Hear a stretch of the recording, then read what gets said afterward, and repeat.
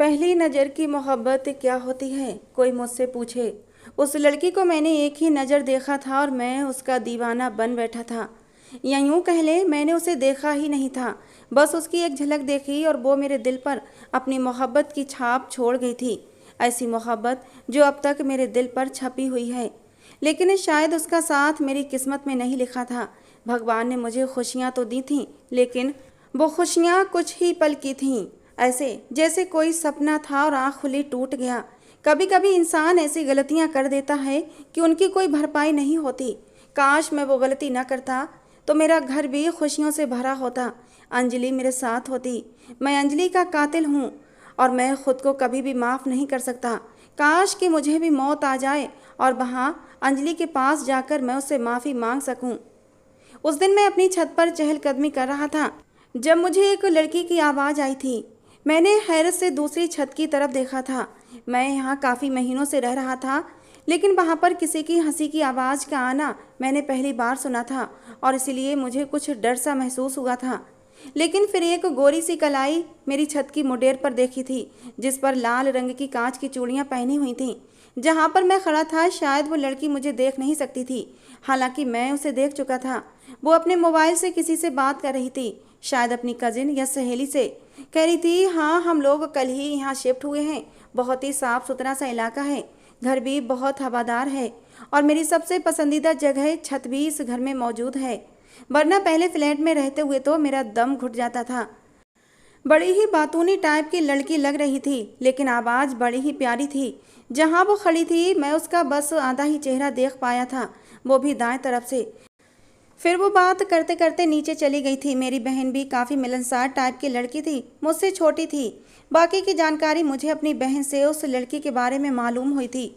मेरी माँ भी उनके घर पर पड़ोसी होने का हक पूरा करने गई थी और जब से आई थी बस वो उसी लड़की जिसका नाम अंजलि था उसी की तारीफ़ें किए जा रही थीं।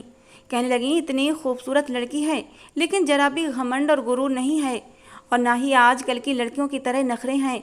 हमें तो लगा ही नहीं किसी गैर के घर गए थे। मेरी बहन कहने लगी, मम्मी आपने देखा नहीं अंजलि के हाथ में कितना स्वाद है, उसने चाय भी कितनी मज़ेदार बनाई थी, एकदम कड़क। पीते ही मैं तो होश में आ गई थी। बस 1 महीना लगा था मेरी बहन को अंजलि की पक्की सहेली बनते हुए। मैंने बस एक ही झलक उसकी देखी थी। दोबारा मैं कई बार छत पर गया लेकिन वो मुझे नज़र नहीं आई थी। अक्सर मैं अपनी बहन से बहाने बहाने से अंजलि के बारे में पूछने लगा था। एक बार उसी ने मुझे बताया कि अंजलि बहुत कम बाहर निकलती है।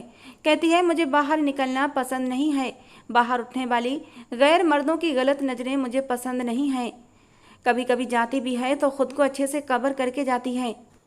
मैंने अपने दिल में सोचा, वाकई इतनी हसीन लड़की है, उसे तो अपने आप को छुपाना ही चाहिए। दिल ही दिल में मैं उसे चाहने लगा था। मम्मी ने जब मेरे लिए रिश्ते देखने शुरू किए तो मैंने अपनी बहन नीति से कह दिया कि यूँ तो तुम्हारी दोस्ती अंजलि से बहुत है, क्या तुम नहीं चाहोगी कि तुम्हारी दोस्त ही तुम्हारी भाभी भी बन जाए। मेरा ये कहना था कि उसने मुझे चौंक कर देखा था, हैरत का भी इजहार किया था। कहने लगी, भाई आपने पहले क्यों नहीं बताया, बाकी हमने अंजलि के बारे में तो सोचा ही नहीं। मेरी माँ ने भी उसका रिश्ता मांगने में देर नहीं लगाई थी। फिर मैं भी अच्छी जगह जॉब करता था, मेरी तनख्वाह भी बहुत अच्छी थी, इसलिए बड़े ही आराम से मेरा रिश्ता अंजलि से तय हो गया था। लेकिन अभी तक मैंने उसका चेहरा नहीं देखा था। अपनी बहन से मैंने कहा था कि जब तुम मंगनी की बात करने जाओ तो अंजलि से उसकी तस्वीर भी मांग लेना। कहने लगी, भाई जब मंगनी हो तो खुद ही देख लेना, इतनी जल्दबाजी अच्छी नहीं होती। अपनी जल्दबाजी पर मैं खुद ही झेंप गया था। जब मम्मी और नीति मंगनी की तारीख लेने उन लोगों के घर गए तो मैं बेचैनी से उनका इंतजार कर रहा था। जब वो लोग वापस आए तो उनके मुंह लटके हुए थे। मेरा दिल तो धक से रह गया था। मैंने कहा, क्या हुआ, क्या बात नहीं बनी। नीति कहने लगी, भाई बात तो बन गई, लेकिन उन लोगों का कहना है कि लड़का लड़की आमने सामने एक दूसरे को अंगूठी नहीं पहनाएंगे। बस उधर से अंजलि की माँ आएगी, मंगनी के शगुन का सामान लेकर आएंगी और इधर से हम लोग जाएंगे मंगनी के शगुन का सामान लेकर। और हो गई मंगनी। इस तरह की रस्म पर मुझे बहुत गुस्सा आया था। मेरे तो कितने सपने थे, कितने अरमान थे कि मैं अपने हाथों से अंजलि को मंगनी की अंगूठी पहनाता। लेकिन खैर मैंने अपने दिल को समझा लिया था। मैंने नीति से कहा, ठीक है जब तुम मंगनी की रस्म करने जाओ तो अंजलि की खूब सारी तस्वीरें भी खींच लाना। जब वो वापस आई तो कहने लगी, भाई अंजलि ने मना कर दिया। मैंने कहा, क्यों मना कर दिया। कहने लगी, वो कहती है कि मैं अब तक कभी किसी गैर मर्द के सामने नहीं गई हूँ और अभी सिर्फ मंगनी हुई है, कोई ऐसा जायज़ रिश्ता नहीं है। अंजलि की ऐसी बातों ने तो जैसे मेरे उभरते हुए जज्बातों पर ओस डाल दी थी। कुछ दिनों बाद मैंने नीति से कहा कि मुझे अंजलि का नंबर चाहिए। कहने लगी, वो क्यों भाई? मैंने कहा, वो मेरी मंगेतर है, मुझे उससे बात करनी है। मेरी बात सुनकर नीति मुस्कुराने लगी। कहने लगी, मेरे पास अंजलि का नंबर मौजूद है, उसने मुझे नंबर दे दिया। रात को 12 बजे मैंने उसे कॉल की थी। शायद उसने नींद में उठाया था, क्योंकि उसकी आवाज़ में नींद का नशा भरा हुआ था। मैंने एक ठंडी आह भरी थी। कहने लगी, कौन बोल रहा है? मैंने कहा, आपका बहुत अपना। मेरा ये कहना था कि आगे से एकदम फ़ोन कट हुआ था। मैंने फिर से नंबर मिलाया तो इस बार फ़ोन स्विच ऑफ था। शायद वो ये समझी थी कि कोई रॉन्ग नंबर है। अगले दिन मैंने उसे फिर फ़ोन किया। मैंने कहा, मैं आदित्य बात कर रहा हूँ। कहने लगी, कौन आदित्य? मैंने कहा, वही जिसकी अंगूठी तुमने अपने हाथ में पहन रखी है। वो कुछ देर के लिए चुप हो गई थी। कहने लगी, आपने फ़ोन क्यों किया है? मैंने कहा, आपकी आवाज़ सुनने के लिए। कहने लगी, देखो। मैंने कहा, कैसे देखूं? आपने तो मुझे अपनी तस्वीर तक देखने के लिए नहीं भेजी है। वो कहने लगी, शादी से पहले मुझे ये सब कुछ पसंद नहीं है। शादी से पहले यूँ बातें करना, तस्वीरें देखना मुझे बिल्कुल भी पसंद नहीं है। मुझे खुशी होगी अगर आप मेरी बात मान जाएं। ये कहकर उसने फ़ोन बंद कर दिया। मैं एकदम चुप हो गया था। जिस मोहब्बत से उसने अपनी बात मानने के लिए कहा था, मैं उसका वो मान तोड़ नहीं सका। इसलिए मैंने बाकी का समय बड़े ही सब्र के साथ गुजारा था। शादी पर बारात जब हॉल में पहुंची थी, तब भी उसने शादी के खूबसूरत लहंगे पर भी अपना आधा चेहरा छुपाया हुआ था। मैंने नीति से कहा, नीति भला अब ऐसा भी खुद को क्या छुपाना? अंजलि ने खुद को इतना क्यों छुपा रखा है? नीति कहने लगी, भाई अंजलि का मानना है कि वो अपना चेहरा सबसे पहले अपने पति को दिखाना चाहती है। खैर, मैं इस बात को भी इग्नोर कर दिया था और मेरे इतने लंबे इंतजार के बाद आज वो सपनों भरी रात आ ही गई थी कि अंजलि अंदर बैठी मेरा इंतजार कर रही थी। जब मैं अंदर गया और उसका घूंघट हटाया तो मैं तो आंखें झुकाना ही भूल गया था। मैं तो उसे देखता ही रह गया था। बिना आंखें झपकाए मैं बड़ी बेताबी से उसे देख रहा था। शायद वो मेरे यूं देखने पर नर्वस हुई थी, क्योंकि वो पहलू बदलने लगी थी। मैंने थोड़ी से पकड़कर उसके चेहरे को कुछ ऊंचा किया था। मैंने कहा, बहुत ही जालिम टाइप की लड़की हो तुम। अपना हसीन चेहरा छुपाकर मुझे बहुत तड़पाया है तुमने, इसलिए आज पहलू बदलने की ज़रूरत नहीं है। बस तुम मेरे सामने किसी मुजस्समे की तरह बैठी रहो और मैं तुम्हें देखता रहूँगा। मेरी बात पर हया और शर्म के रंग उसके चेहरे पर बिखर गए थे, जो उसके हसीन चेहरे को 4 चांद लगा गए थे। सुबह बड़ी ही हसीन थी। जब मैंने सबसे पहले उठते ही अंजलि का चेहरा देखा था, मैंने उसके माथे पर प्यार किया तो वो एकदम से उठ गई थी। मुझे देखकर फिर से शर्म के रंग उसके चेहरे पर बिखर गए थे। शादी के 3 दिन बाद ही मुझे मेरे दोस्तों ने तोहफा दिया था और वो था हनीमून का। हमारा ट्रिप दिल्ली से गोवा का था। मैं बहुत खुश था कि चलो छुट्टियां अंजलि की संगत में गोवा के खूबसूरत नज़ारों में गुजारूंगा। लेकिन जब मैंने अंजलि को बताया तो वो बजाय खुश होने के चुप हो गई थी। कहने लगी, मुझे समंदर किनारे नहीं जाना, वहाँ का माहौल मुझे पसंद नहीं है। वहाँ पर लड़कियाँ बेशर्मी से आपत्तिजनक कपड़ों में घूमती फिरती हैं और मुझे इस तरह का माहौल बिल्कुल भी पसंद नहीं। इस बात को तो खैर मैं भी मानता था कि लड़कियाँ समंदर के किनारे अपनी इज्जत का बिल्कुल भी ख्याल नहीं करती थीं। मैंने कहा, लेकिन हमें इस बात से क्या परवाह, किसी और की लाइफ में हमें इंटरफेयर क्यों करना? बस तुम अपना ख्याल रखना। और ये मेरी दिली ख्वाहिश भी है कि मैं तुम्हारे साथ गोवा जाऊँ। मेरी बात सुनकर अंजलि ने कुछ भी नहीं कहा था और चुपचाप अपनी पैकिंग करने लगी थी। हमारा 8 दिन का टूर था और इन 8 दिनों में मैं खूब इंजॉय करना चाहता था। इन्हें अपनी ज़िंदगी के यादगार पल बनाना चाहता था। ज़िंदगी में जब कभी अंजलि और मैं साथ बैठते तो इन पलों को याद करते।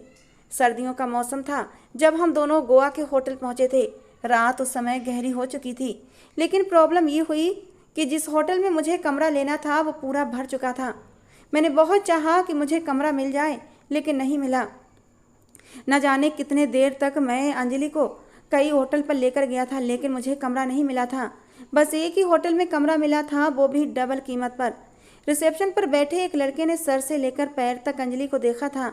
अंजलि के हाथों में अब भी मेहंदी का रंग था और उसने हाथों में भी चूड़ियाँ पहन रखी थीं। दूर से ही कोई पहचान सकता था कि हम लोगों की नई नई शादी हुई है। वो लड़का कहने लगा, आपकी नई नई शादी हुई है? मैंने कहा, जी हाँ। फिर मैं मुस्कुराने लगा। वो लड़का कहने लगा, यूँ तो हमारे होटल में खाली कमरा नहीं है, लेकिन एक स्वीट रूम है जो कि ख़ास न्यू मैरिड कपल के लिए होता है। इस वक्त मुझे कमरे की बहुत ज़रूरत थी। मैंने कहा वही दे दें। उसने मुझसे कहा कि थोड़ी देर आप लॉबी में बैठकर इंतज़ार कर लें। मैंने कहा ठीक है। मैं अंजलि को लेकर सामने सोफे पर बैठ गया। उस लड़के ने एक वेटर को बुलाया और उससे कहने लगा कि स्वीट रूम की सफाई करो। देखो नए दूल्हा दुल्हन आए हैं, कमरा एकदम खूबसूरत लगना चाहिए। जानते हो ना तुम्हें क्या करना है। उसकी बात सुनकर वो वेटर मुस्कुराने लगा, कहने लगा जी हाँ मैं सब जानता हूँ। 15 मिनट हम लोग बाहर बैठे बातें करते रहे। 15 मिनट बाद ही वो वेटर आकर कहने लगा आपका कमरा रेडी है। और उस वेटर के साथ ही हम रूम तक पहुँचे थे। वो हमें दरवाजे के बाहर छोड़कर चला गया था। चाबी मेरे हाथ में थी। जैसे ही मैंने कमरा खोला, काफ़ी बड़ा और साफ सुथरा कमरा था, गुलाबों के फूलों से सजाया गया था। कमरे को देखकर मैं तो अंदर तक तरोताज़ा हो गया था। सारी थकान हवा हो गई थी। अंजलि भी बहुत ज़्यादा थक चुकी थी। आते ही बेड पर बैठ गई, कहने लगी बहुत लंबा सफ़र था। मैंने कहा अभी तो सफ़र की शुरुआत है। ये कहकर मैंने सामान एक तरफ रख दिया था और अंजलि के पास आकर बैठ गया। मैंने कहा मेरा इरादा है हम आज की रात को बहुत ही यादगार बनाएंगे। अच्छा ऐसा करो, इतने हैवी कपड़े बदल कर कोई कंफर्टेबल कपड़े पहन लो।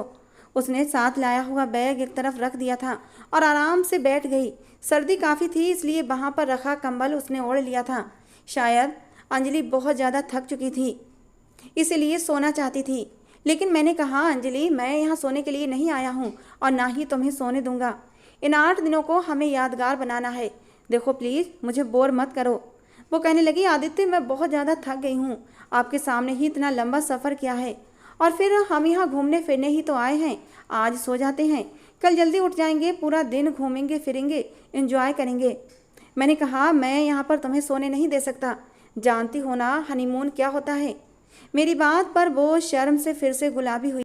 उसके शर्माने पर उसके चेहरे पर पड़ने वाली सुर्खी का मैं दीवाना था। मैंने अपने बैग से एक पैकेट निकाला, अंजलि को देते हुए कहा कि जाओ इसे पहन कर आओ। इसमें बहुत ही खूबसूरत और एक सेक्सी सी नाइटी थी जो मैंने अंजलि के लिए ही खरीदी थी, लेकिन शादी के हंगामों में मैंने उसे दे नहीं पाया था। और फिर शादी की अगली सुबह सबकी नज़र दूल्हा दुल्हन के कमरे पर ही टिकी होती है।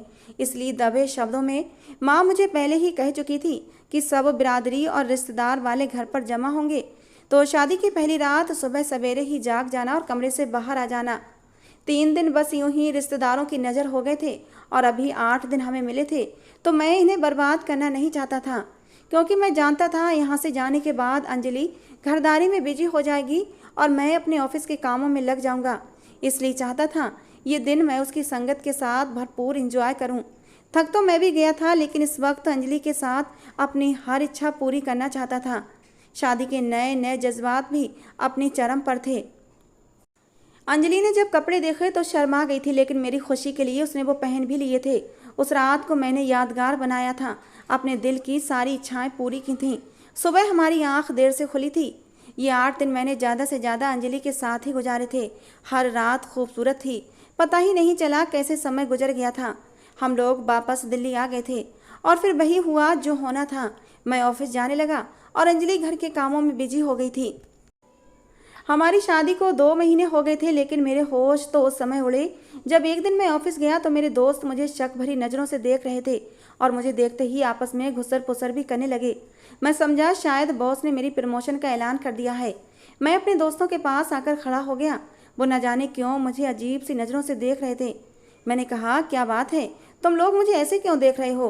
वो नाम में सिर हिलाकर कहने लगे नहीं बस यूं ही। उनमें से एक कहने लगा कि तुम्हारा गोवा का ट्रिप कैसा रहा था। मैंने कहा बहुत अच्छा रहा, हमने खूब इंजॉय किया था। मेरी इस बात पर वो हंसने लगा। मैंने कहा तुम्हारे दांत क्यों निकल रहे हैं। उसने कहा बस यूं ही। मैंने कहा पता नहीं क्यों मुझे ऐसा लग रहा है कि मेरी अच्छी परफॉर्मेंस पर बॉस मुझे प्रमोशन देना चाहते हैं। वो कहने लगा तुम्हारी अच्छी परफॉर्मेंस पर तो तुम्हें अवार्ड मिलना चाहिए। क्या खूब परफॉर्मेंस दी है तुमने। मैं उसकी बात समझा नहीं था। ऑफिस के सारे कलीग्स में बस मेरा एक ही दोस्त था जिसका नाम राहुल था। मेरा सबसे अच्छा दोस्त था। वो कुछ देर से ऑफिस पहुंचा था, लेकिन बहुत ही परेशान था। मुझे देखते ही कहने लगा आदित्य ज़रा मेरे पास आना। मैं उसके पास चला आया। मैंने कहा तुम्हें क्या हुआ है और ये तुम्हारी रंगत क्यों उड़ी है। मेरी बात सुनकर वो मुझे हैरत से देखने लगा। कहने लगा तुम्हें नहीं मालूम। मैंने कहा मुझे क्या पता और क्या नहीं मालूम, और आखिर तुम्हें हुआ क्या है। वो कहने लगा, क्या वाकई तुम्हें किसी बात की जानकारी नहीं है? मैंने ना में सिर हिला दिया। मैंने कहा, राहुल पहेलियाँ मत बुझाओ। कहने लगा, मेरे साथ बाहर आओ। वो मुझे ऑफिस से बाहर ले जाने लगा। मैंने कहा, पागल हो गए हो क्या? अगर बॉस को पता चला तो डांटेंगे। कहने लगा, बॉस सब कुछ छोड़ो, बस मेरे साथ चलो। मुझे नहीं पता कि वो मुझसे क्या कहना चाहता था। राहुल की घबराहट देखकर मैं भी घबरा गया था। मैं उसके साथ बाहर चला आया। उसने अपना मोबाइल ऑन किया और एक वीडियो मेरे सामने चला दी और उसे देखकर तो मेरे भी होश उड़ गए थे। मैं तो अपना सांस लेना ही भूल गया था। वो कहने लगा, देखो ये तुम्हारी वीडियो है और ये वायरल हो चुकी है। ये सुनना था, मुझे लगा जैसे किसी ने मेरे शरीर से जान निकाल ली हो। मेरा दिमाग चकरा कर रह गया था। मैंने कहा, ये कैसे हो सकता है? ये कैसे मुमकिन है? वो कहने लगा, मुझे नहीं मालूम। वो मुझसे पूछने लगा, क्या तुमने अपने मोबाइल से अपनी और अपनी पत्नी की कोई वीडियो तो नहीं बनाई थी? तुम्हारा मोबाइल चोरी तो नहीं हुआ? मैंने कहा, नहीं यार, ऐसा कुछ भी नहीं हुआ है। और मैं क्यों ऐसे वीडियो बनाने लगा? वो कहने लगा, पति पत्नी अक्सर ऐसी हरकतें कर जाते हैं। हो सकता है तुमने ये वीडियो बनाई हो क्योंकि पति पत्नी ऐसी हरकतें कर देते हैं और तुम्हारा मोबाइल चोरी हो गया हो, और ना भी हुआ हो तो हो सकता है हैक हो गया हो।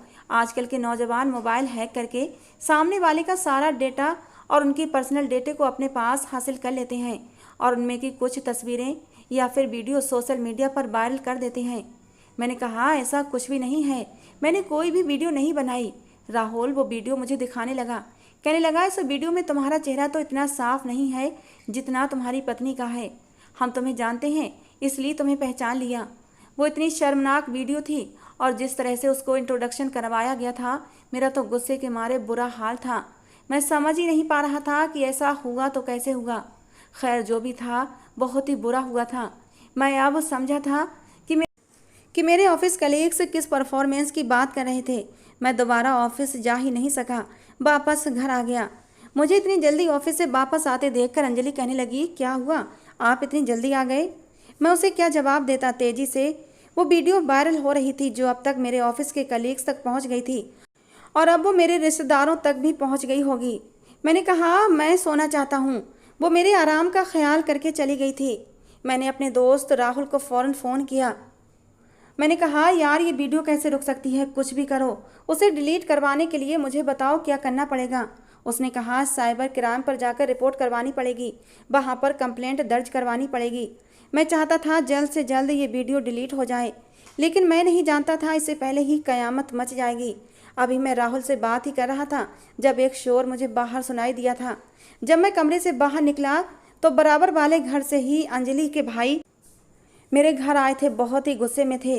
मेरा गिरेबान पकड़कर कहने लगे, कमीने इंसान, तुमने इसलिए हमारी बहन से शादी की थी? कमीने, तुझे आज मैं जिंदा नहीं छोड़ूंगा। ये सुनकर तो अंजलि भी हैरान थी। फौरन से हमारे पास आकर कहने लगी, भाई ये आप क्या कर रहे हैं? छोड़ें आदित्य को, क्या हो गया है आपको? वो कहने लगे, अंजलि तुम इस घर में नहीं रहोगी, अभी के अभी हमारे साथ वापस चलो, हम इसे जिंदा नहीं छोड़ेंगे। वो बहुत गुस्से में थे। मेरी माँ भी आ गई थी, मेरी छोटी बहन भी आ गई थी। सब लोग पूछने लगे, आखिर हुआ क्या है? उसके भाई कहने लगे, अपने इस घटिया बेटे से पूछें जिसने हमारी इतनी पवित्र और शर्मो हया वाली बहन के साथ इतना बड़ा खिलवाड़ किया है। मैंने कहा, मैंने कुछ नहीं किया है। वो कहने लगे, बकवास बंद करो। मैंने कहा, मैं सच कह रहा हूँ, मैंने कुछ भी नहीं किया है। मैं खुद परेशान हूँ कि ये क्या हो गया है, लेकिन कोई भी मेरी बात का यकीन नहीं कर रहा था। कहने लगे, जो कुछ तुमने किया है ना, उसका खमियाजा तुम्हें भुगतना पड़ेगा। ये कहकर वो अंजलि का हाथ पकड़कर उसे अपने साथ ले गए। मेरी माँ कहने लगी, आखिर हुआ क्या है? लेकिन मैं तो कुछ बात कर ही नहीं पा रहा था, इसलिए रोने लगा। मेरी माँ मुझे यूँ रोता देखकर परेशान थी। मैं उन्हें क्या बताता, कुछ समझ में नहीं आ रहा था मेरे साथ क्या हो गया था। मेरी बहन भी परेशान खड़ी थी। मैंने अपनी माँ से कहा कि आप नीति को यहाँ से भेजें तो मैं आपको कुछ बताता हूँ। मैंने नीति को किचन में भेज दिया। मैंने धीरे धीरे सारी बात अपनी माँ को बता दी। मेरी बात सुनकर कुछ देर तो वो भी मुझे हैरत से देखने लगी। कहने लगी, आदित्य ऐसा कैसे मुमकिन है? मैंने कहा, ये सच है। मेरी माँ भी मुझ पर शक करने लगी। मैंने कहा, लेकिन माँ आप मेरा विश्वास करें, इसमें मेरा कोई हाथ नहीं है, मैंने कोई वीडियो नहीं बनाई, मैं ऐसा क्यों करूँगा? वो कहने लगी, फिर तो मुमकिन ही नहीं, तुमने यकीनन कुछ ना कुछ किया होगा, ऐसा कैसे मुमकिन है? और ये तो मुझे भी समझ नहीं आ रहा था कि ये कैसे मुमकिन था। मेरी माँ भी बहुत परेशान थी। कहने लगी, जो हुआ बहुत बुरा हुआ, पता नहीं अब उसके भाई तुम्हारे साथ क्या करेंगे। रात को मैंने अंजलि को कॉल की थी, मैं उसे बताना चाहता था।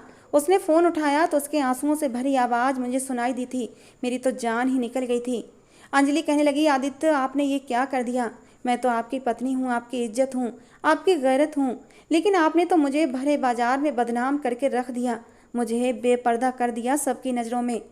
मैंने कहा, अंजलि तुम भी सबकी तरह मुझे ही कसूरवार समझती हो। भगवान के लिए मेरी बात का भरोसा करो, मैंने ऐसा वैसा कुछ भी नहीं किया है। तुम ही बताओ, मैंने तुम्हारे साथ कभी कोई गलत वीडियो बनाई है। अंजलि कहने लगी, आपने मेरे साथ बहुत सारी हमारे रोमांटिक पलों की तस्वीरें बनाई थीं। मैंने आपको मना भी किया था, लेकिन आपने कहा था ये तो मेरा अपना मोबाइल है, ये तस्वीरें मेरे मोबाइल में सेव रहेंगी। हो सकता है आपने छुपकर वीडियो भी बना ली हो। आप नहीं जानते मैं इस वक्त किस हालात से गुजर रही हूँ। मुझे लगता है जैसे मैं भरे बाजार में बेपर्दा हो गई हूँ। आप सोच भी नहीं सकते मैं किस तकलीफ़ से गुजर रही हूँ। मैंने कहा, तुम भी मेरी हालत को समझ नहीं रही हो, मैं तुम्हें कैसे विश्वास दिलाऊं। मैंने ऐसा कुछ भी नहीं किया है। वो कहने लगी, फिर ये वीडियो वायरल कैसे हो गई। आदित्य आपने अगर मजाक में भी ऐसा किया है तो बहुत बुरा किया है। मैं उसे यकीन दिला रहा था, लेकिन वो यकीन नहीं कर रही थी, क्योंकि मैंने पहले कई बार रोमांटिक पलों की तस्वीरें बनाई थीं, लेकिन वीडियो कभी नहीं बनाई थी। सब मुझे ही मुजरिम समझ रहे थे। अब मैं मोहल्ले में निकलता तो लोग मुझे देखकर अजीब अजीब तरह की बातें बनाते थे। अंजलि अब तक मेरे घर वापस नहीं आई थी। एक बार मैं बाहर आंगन में था कि मुझे अंजलि के घर से शोर की आवाज़ आई थी। हम सब घर वाले परेशान हो गए। ऐसा लग रहा था जैसे कोई तेज़ आवाज़ में चीख रहा है, रो रहा है। मैं फ़ौरन से दीवार की मुडेर से जाकर देखा तो अंजलि की भाभी और माँ रो रही थीं। उसके भाई भी परेशान खड़े थे, और जो खबर मुझे मिली मेरे पैरों के नीचे से ज़मीन निकल गई थी। अंजलि की मां ने रोते हुए बताया कि अंजलि ने खुदकुशी कर ली है। ये सुनना था कि मुझ पर तो कयामत टूट गई थी। मैं फ़ौरन से भागता हुआ उनके घर गया था। मेरे पीछे मेरी माँ और बहन भी गई थी, लेकिन अंजलि के भाई मुझे मारने लगे। कहने लगे, हमारी बहन की मौत के जिम्मेदार तुम हो। वो इस कदर शर्मो हया वाली लड़की थी कि आज तक उसने अपना चेहरा किसी गैर मर्द को नहीं दिखाया था। वो ये बदनामी सह न सकी। मैं कस्में खा रहा था, रो रहा था कि मैंने कुछ भी नहीं किया है, मैं निर्दोष हूँ, लेकिन कोई भी मेरा विश्वास नहीं कर रहा था। थोड़ी ही देर में पुलिस पहुंच गई थी। उसके भाइयों ने मेरे खिलाफ एफआईआर करवा दी थी कि मेरी वजह से उनकी बहन ने खुदकुशी की है। मेरी माँ उनके आगे हाथ जोड़ने लगी कि मेरे बेटे का कोई दोष नहीं है। अगर किसी ने उसके मोबाइल से हैक करके ये वीडियो वायरल कर दी होगी तो उसे नहीं पता, लेकिन कोई भी मेरी बात का और मेरी माँ की बात का भरोसा नहीं कर रहा था। पुलिस मुझे पकड़कर ले गई, जेल में बंद कर दिया। मुझे आखिरी बार अपनी पत्नी का चेहरा तक देखने नहीं दिया था। मैं जेल में बैठा फूट फूट कर रो रहा था। मुझे अंजलि की बेतहाशा याद आ रही थी। कुछ ही दिन का साथ था मेरा और अंजलि का, और वो मुझे छोड़कर चली गई थी। मेरे साथ बैठे बाकी कैदी भी मुझे खामोशी से रोता देख रहे थे। उनमें से एक लड़का मेरे पास आकर बैठ गया। कहने लगा, लगता है पहले कभी तुमने कोई जुर्म नहीं किया है, इसीलिए तुम इतना रो रहे हो। मैंने कहा, मैंने तो कोई जुर्म किया ही नहीं है। मुझे तो पता ही नहीं है कि किस बात की सज़ा मिली है मुझे। वो लड़का मेरे जेल में आने की वजह पूछने लगा, और जब मैंने उसे वजह बताई तो वो मुझे हैरत से देखने लगा। कहने लगा, अगर वाकई तुमने ऐसी कोई वीडियो नहीं बनाई तो ये बताओ, क्या तुम शादी की रात किसी होटल में तो नहीं रुके थे। अक्सर नौजवान लड़के लड़कियां अपनी शादी की रात घर के बजाय होटल में सुहागरात मनाना ज़्यादा पसंद करते हैं। तुम्हें नहीं पता कि ऐसे कमरों में कैमरे लगा दिए जाते हैं जिनका फोकस बेड पर होता है, और पति पत्नी के जायज़ और पवित्र रिश्ते को वीडियो बनाकर सोशल मीडिया पर वायरल कर देते हैं और खूब पैसा कमाते हैं। ये सुनकर तो मेरा दिमाग चकरा कर रह गया था। स्वीट रूम का शब्द मेरे कानों में घूमने लगा। गोवा में लिया हुआ अपना वो कमरा याद आने लगा जिसे मुझे स्वीट रूम कहकर दिया गया था, लेकिन वहाँ से आए हुए मुझे 3-4 महीने गुजर चुके थे, इसलिए वो सब कुछ मेरे दिमाग में आया ही नहीं था। जो कुछ वो लड़का मुझे बता रहा था। कहने लगा, होटल के कमरों में अक्सर कैमरे लगा दिए जाते हैं, ख़ास तौर पर ऐसे कमरों में जहाँ नए शादीशुदा जोड़े हनीमून मनाने आते हैं।